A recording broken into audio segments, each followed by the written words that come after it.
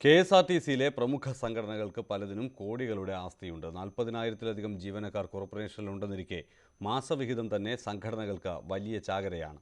മുൻപ് ശമ്പളം ലഭിക്കുമ്പോൾ ഇഷ്ടമുള്ള തുക നൽകിയാൽ മതിയായിരുന്നുവെങ്കിൽ വേതനം ബാങ്ക് വഴിയാക്കിയതോടെ നിശ്ചിത തുക യൂണിയൻ അക്കൗണ്ടിലെത്തുകയാണ് ചെയ്യുക.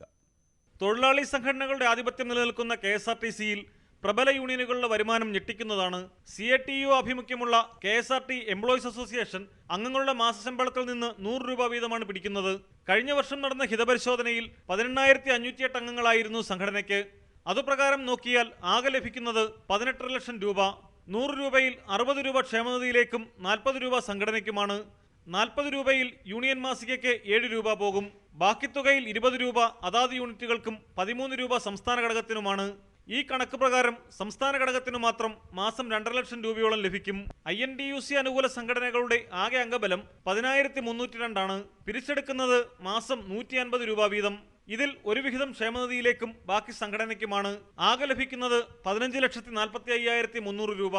AITUC BMS യൂണിയനുകളെല്ലാം ഇത്തരത്തിൽ വിഹിതം ഈടാക്കുന്നു. ക്ഷേമനിധി എന്നത് ഓരോ യൂണിയനുകളും വെവ്വേറെ നടത്തുന്നതാണ്. ഇതിന്റെ ആനുകൂല്യങ്ങളാകട്ടെ വളരെ കുറവും. ജോലിക്കിടയിൽ മരണം സംഭവിക്കുന്നവരുടെ കുടുംബത്തിന് 35,000 രൂപയാണ് പ്രമുഖ സംഘടന നൽകുന്നത്. ക്ഷേമനിധി വിഹിതം അടയ്ക്കുന്നത് ജീവനക്കാർ ഇടയ്ക്ക് നിർത്തുകയോ മറ്റു സംഘടനയിലേക്ക് ചേക്കേറുകയോ ചെയ്താൽ അടച്ച പണം മടക്കി നൽകാറില്ല. ജോലിയിൽ പ്രവേശിക്കുമ്പോൾ സമ്മർദ്ദങ്ങളുടെ ഫലമായി സമ്മതപത്രം നൽകുന്നവർ അതുവരെ അടച്ച പണം നഷ്ടപ്പെടുമെന്ന് ഭയന്ന് പിന്നെ ആജീവനാന്തം അതേ സംഘടനകൾ തുടരേണ്ട അവസ്ഥയും ഉണ്ടാകുന്നുണ്ട്.